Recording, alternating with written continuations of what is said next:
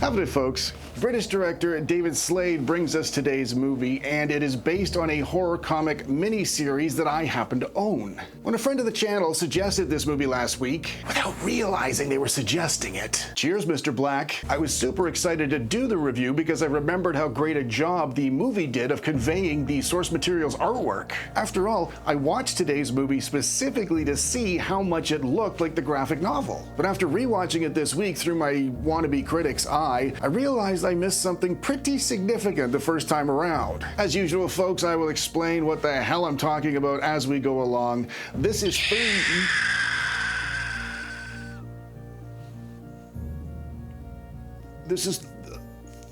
30 Days of Night. This movie opens in Barrow, Alaska, which is now known as Utqiagvik. Not that you're here to play Trivial Pursuit Geographic Edition. We do that on Thursdays at my place. A stranger lands on Barrow's shores right as the town is shutting down for a month of polar night, and he is none too friendly looking. Not long after he arrives, we meet Sheriff Eben Olsen, played by Josh Hartnett. He's found a load of burned cell phones out in the middle of nowhere dumped into a hole. He can't figure out why somebody would go to the trouble, but he seems a bit distracted at the same time. Then we meet Stella, his wife. She's getting ready to catch the last plane out of town before the lights go out. We learn Eben and Stella are in the process of separating, and now we know where Eben's mind really is. As the town slowly empties, we're treated to a handful of dodgy accents, and this is what happens when you film half of your movie in New Zealand. Let's just say their American accents could use a touch of assistance from some artificial intelligence. Amidst all the hustle and bustle, we're shown a group of fenced-in sled dogs. When they grow visibly upset, I have to pause the screen for a moment. Somebody gets stuck into them with a big knife. YouTube wouldn't be happy if I showed you the state of the dogs by the end of this scene. I'm pretty sure you probably wouldn't mind me skipping over this part anyways. Sheriff Eben swings by to see a local resident named Bo Brower, played by the great character actor Mark Boone Jr. Eben gives him a hard time about a major leak at the back of his truck, and Bo reacts as if he's laying eyes on it for the first time himself. When Bo conveys a truly authentic Alaskan sentiment by pointing out a large part of the reason they're living this far out is the freedom that comes hand in hand with the isolation, Eben hands him a ticket anyways. Now you get the impression the sheriff's a bit of a dick about the law, until he gets back into his truck and explains to his deputy Billy he gives Bo citations from time to time to remind him he's still part of the community despite living on the outer limits of the town and keeping mostly to himself. I suppose the sheriff's heart is in the right place, but I'm sure Bo would have preferred a big plate of lobster and a glass of vodka. On Stella's way to the airport, her plans are ruined by a surprisingly abrupt and effective jump scare. The local fella Malachi accidentally T-bones her. The accident forces Stella to phone Eben for a lift to the airport, but he wasn't even aware she was in town. When he realizes she was about to leave without even speaking to him, he sends Billy to pick her up as a subtle fuck you instead. Back at the police station, we meet Eben's younger brother Jake. Before the sheriff can even sit down, he's sent out to another vandalism call. And meanwhile, Stella's missed the last flight. Billy offers her a room at his house for the next 30 days, provided she's willing to explain what the hell happened with her and Eben. It seems everyone's wondering that, which either means this community's tight-knit, or they're wicked nosy from the boredom of extended isolation. Back at the vandalism call, we meet Carter, who you might recognize from firing 10,632,487 bullets at the Sentinels in the Matrix Revolutions.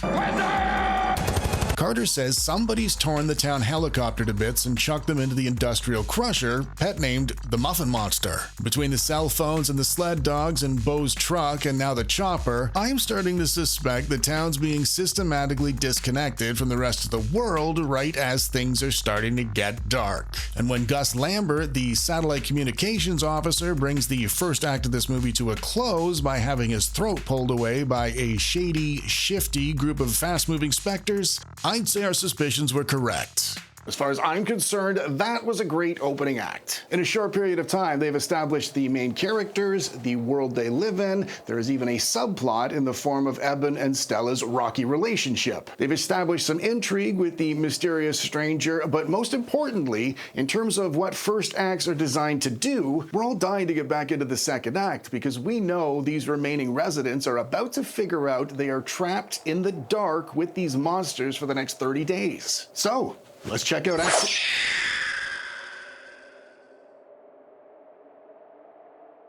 Let's check out Act 2. Act 2 kicks off in the diner, where the mysterious, sticky-looking stranger's found his way indoors, and he's a hankering for some rum. But alcohol's prohibited during polar nights, so he asks for some raw hamburger instead. When he's denied that, he gets angry. But Eben's standing at the door, and he gets the stranger under control and back to the holding cells with Stella's assistance. Then a trio of pipeline workers are pulled apart after their shift. Both of the boys get taken, but the girl gets away somehow. Back in the station, when the computers and phones go down, the stranger becomes this movie's bringer of bad news. He tells everyone they're all going to die when they get here. And as ominous as that is coming from a man with black teeth, Eben's got other fish to fry. When he goes to see if Gus knows why everything's gone down, he finds the poor old man's head on a stick. While the sheriff's telling everybody to get home or into the diner, John and his wife have a visitor. The visitor comes through the kitchen window with better form than Amy Lou Retton. Despite John's best efforts, his wife Allie is dragged away under the house. Back at the station, the gang are playing Risk for a touch of irony. When the stranger says the cold they're feeling isn't the weather but death coming for them, Eben's daft little brother throws one of the game's plastic soldiers at him. When the stranger tells him he's going to use the plastic to pick the lock, the little brother acts even dumber by rushing over to stop him. He gets snatched up and choked, but once again, Eben's in the perfect place at the perfect time. He fires a bullet into their uninvited guest's shoulder. Understandably exasperated, Eben handcuffs the stranger to the bars and demands information. The stranger says he doesn't speak to dead men. Then, while Eben and Stella are out gathering townspeople together, Eben's grandmother dies defending Eben's little brother. And when the stranger begs Eben to finish him off, he doesn't. As this movie's moral compass character, he can only do the right thing.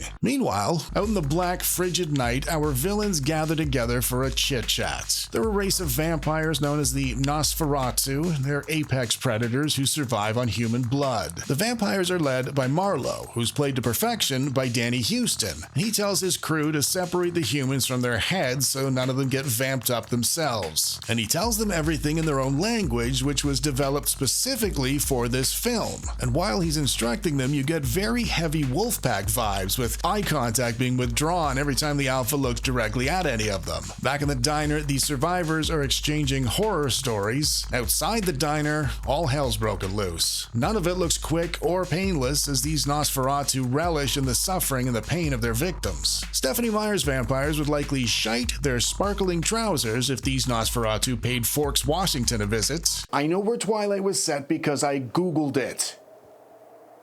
The vampires flip Eben and Stella upside down in the truck, and right when they're about to become finger food, Bo to the rescue. They all reconvene in the silence of one of the house's attics while the screaming and the snarling continues outside. They agree to try sleeping in shifts, hoping some sort of solution might present itself to them in the coming hours. But human beings are always gonna human being when times are tough, and a scuffle eventually ensues, and that prompts Eben to plan an escape to the factory where the industrial crusher is. But before they can do so, the vampires send Denise up the middle of the empty street, like a fisherman casting his lure down a stream. She cries out for help, but none of them fall for the trap. So Denise is set upon and torn apart, one savage strike at a time, even though she did exactly what they told her to do. With the coast as clear as it's going to get, Eben makes a dash for John's house, and he finds him hiding underneath it. When Eben pulls him out, the moonlight reveals he's starting to turn. He tries eating Eben, so Eben cuts his friend's head off. And visually speaking, this is a fantastic shot. That is how you paint a scene to look bleak. Back in the attic, trapped in the haze of dementia, Wilson's elderly father sneaks outside. When Wilson goes to retrieve him, he's pulled off into the darkness as well. When neither of them return, they decide it's time to move on. When the snow and the wind are howling their highest, they head to the general store to stock up on supplies. While they're stuffing their bags, they find a little girl around the back stuffing her face with somebody's blood. And despite her tiny frame, she kicks some ass. Proper Abigail style. The bear spray doesn't slow her down, but an axe to the throat certainly does. And after they've settled in the shop for a while, Eben announces they have to move on again. And although this movie's tone and visuals are spotless up until this point, at nearly 2 hours runtime, this second act is starting to feel a little bit long in the fang. Bo announces it's his turn to be selfless, and he provides a distraction while Eben's making his next move. He barrels directly into the bar at full speed and sets off a full box of dynamite when they all follow him inside. But he survives the explosion somehow, only to have his life stomped out anyways. Meanwhile, Eben decides to lure them into an experimental trap with some ultraviolet lighting, and it works. On one of them anyway. Then Carter reveals he was bitten earlier on by the little girl. He's starting to turn, but he asks Eben to sort him out before things get too messy, and Eben obliges for him behind closed doors. Over at the deputy's house, Billy decided to end his entire family to spare them being eaten like everybody else. And the notion's so sinister, Eben loses his shit over it. Although there's no way of confirming it, this could indicate whatever's driven a wedge between Eben and Stella might be family related. Not surprisingly, with the exception of Stella, who is missing, everyone ends up back in the factory with the Muffin Monster machine. We had to see it operating eventually, and if not now, then when? The second act is brought to a close when Marlowe decides to ensure the Nosferatu's existence remains a secret by annihilating the remaining humans. Now remember, the first time I watched this, I was focused on the aesthetics. As far as I was concerned, they knocked it out of the park in that department. That's why I have told everybody since then, I love this movie. But beyond the visuals, every act of a 3-act structured movie has very specific goals to accomplish if the movie is also going to work on a story level. In the second act of the movie, our main character has to develop. As well, the main conflict needs to intensify, as does the subplot conflict. And by the end of the second act, all of these things have to combine in a way that makes us feel like winning is practically impossible for our hero. By the end of my second viewing this week, with the exception of Eben and Stella's last-minute reconciliation, I realized none of these things actually happened. If you look closely at the second act, they run to a new location, they hide there a while, and then they move on, over and over. Eben doesn't change, he started out perfect, and he ends the story perfect. The main conflict hasn't intensified either. These vampires were undefeatable from start to finish. I am not saying this ruined the movie for me. I am saying I didn't catch any of it the first time around. I'm not feeling that great all of a sudden. Show must go on, though. So here's Act 3. With only one day left until the sun rises again, Billy is bitten almost immediately, and it kicks off a brawl. When Arvin, the ugliest vampire in my opinion, winds up in the mulcher, Billy starts switching over as well. And that leads to Evan separating Billy from his noggin, half out of kindness and half as a punishment for what he did to his family, I'm sure. That was, hands down, the best goddamn on-screen decapitation I have ever seen. It's a real pity I can't show it to you. But it's not because YouTube's biased towards horror movies. After all, they're only protecting us from seeing something that's potentially upsetting. Now you can watch dozens and dozens of channels featuring 4K 60 frame per second close-up footage of men waxing their balls and their assholes, but corn syrup, fake blood, and fictional literary monsters, now that might be upsetting. You know what? Fuck it. This platform is biased towards horror movies.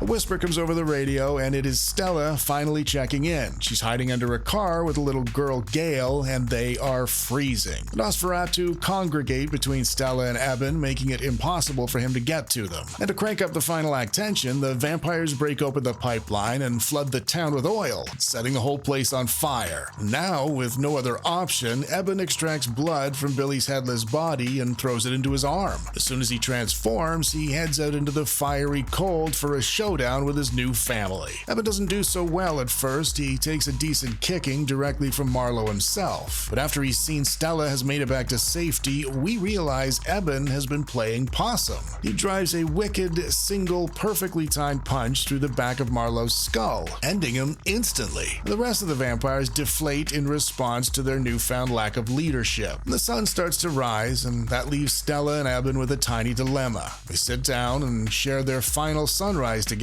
Apart from all the burning to death and crumbling away into black flaky eternity, it's kind of beautiful. In a lot of ways, my issues with the third act of this movie represent my issues with the entire movie, which is not to say I didn't like it. I never said I didn't like it. If you put words in my mouth one more time, I'm gonna stick my teeth into you. Allow me to elaborate.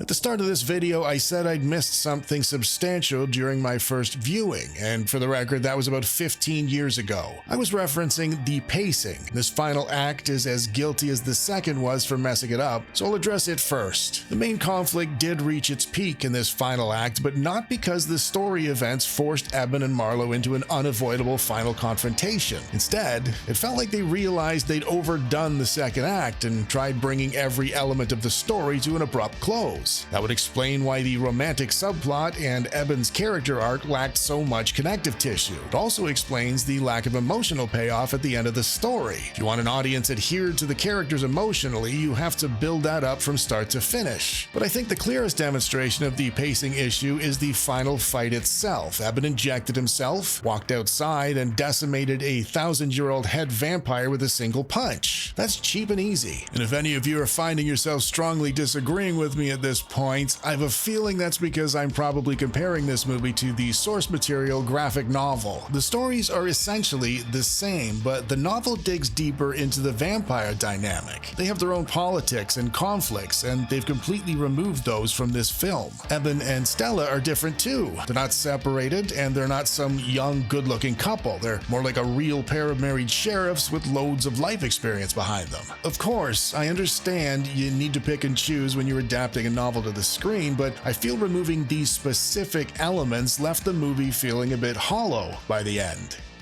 If you've seen 30 Days the movie, I would love to hear your thoughts. If you've read the novel, I would also love to hear your thoughts. Overall, I love this movie. The visuals and the bleakness and the viciousness were enough to distract me from the minor pacing issues, and that can happen sometimes with horror. It's one of the joys of the genre, I suppose. As always, thank you very much for watching, folks, and until next time... Fuck. It's me, Johnny, from that video you just loved, and I know you loved it because this book I read told me if I constantly say that to you, you will start to believe it's true. So thanks for loving that video you just watched. You're also going to love this next video as soon as you click on it. Click on it.